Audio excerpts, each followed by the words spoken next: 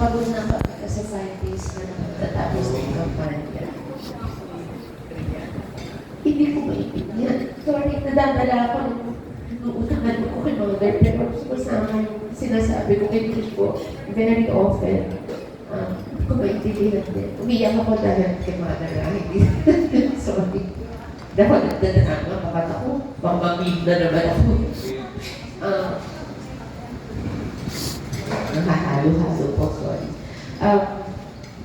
Sabi ko, di ko maintindihan. Kung selfish tayong tao, okay na ang buhay namin maayos na eh. Patahimik na ako. Tapos si Kiko, okay naman yung mga nagpundar ng negosyo. Okay, mga anak namin, ang ayos-ayos namin na palaki. Si Kaki is graduating na this month. So like after elections, I'm going to attend the graduation.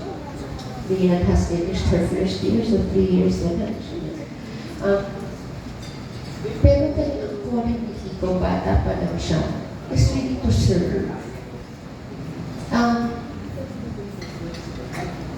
Di ba kahit sa pag-blending mo, nagsasabi sa akin, sir, kailangan niya take on the role of a vice presidential candidate because she knew it wasn't going to be easy.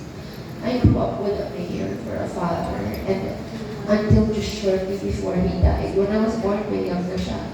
Shortly before he died was the only time na hindi na mayor ng tatay ko. So parang, I never liked politics kasi nga, in the Philippines, pagkaganda-ganda mo ng intention mo, pagkaayos-ayos mo ng puso mo,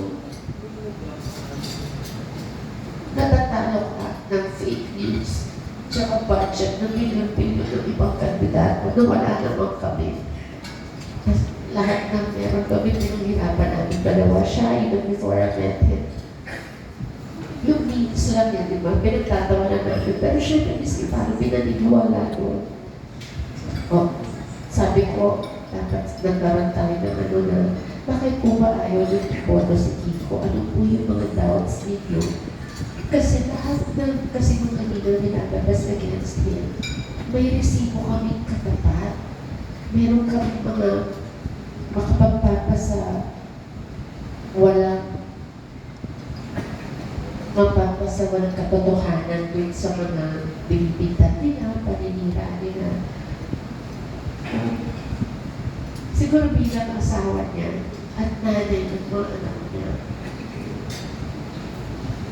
Pag-pride kasi namin galing dun sa matinong pagkatao namin. Wala namang perfecto, di ba lalo tayo sa showbiz, Diyos ko. Pero maayos ang pinagagalingan namin. Maayos ang panalaki ng mga magulang namin.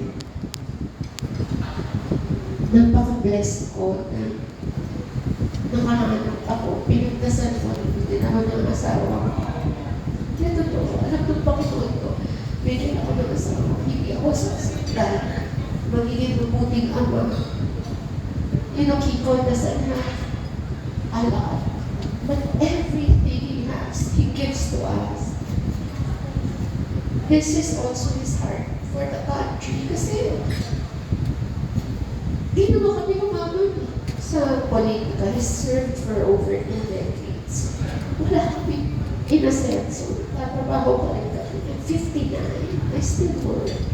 Because my husband still works because we think of our children. Everything we have has come from honest hard work.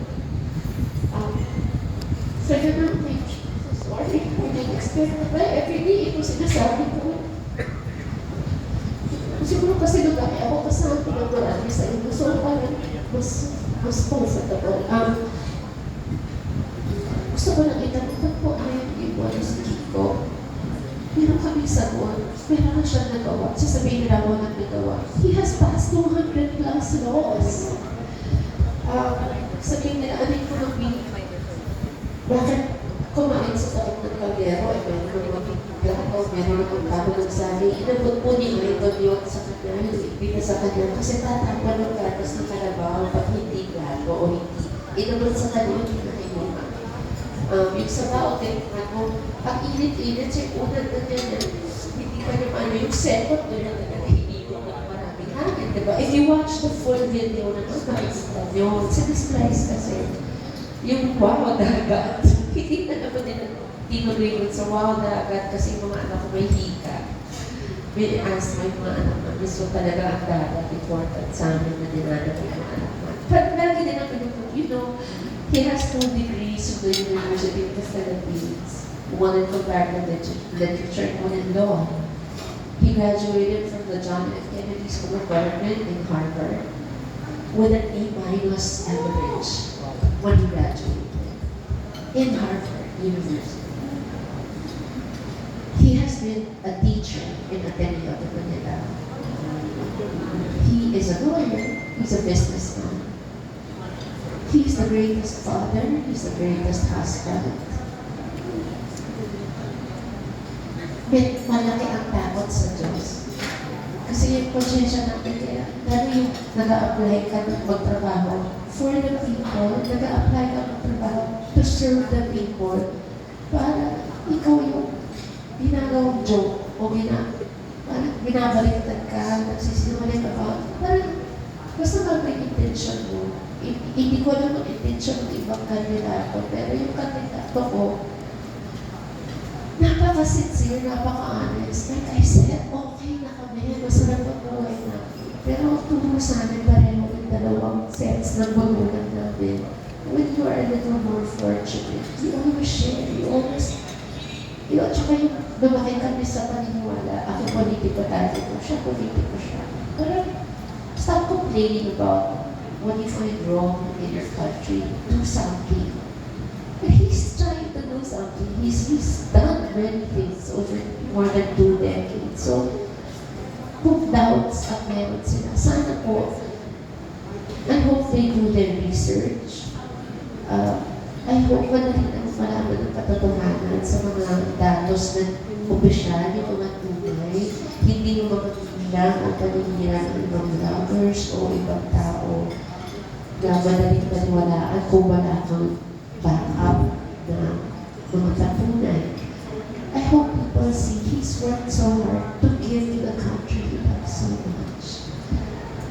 And, you know, why do we focus on agriculture? Why does he focus on agriculture?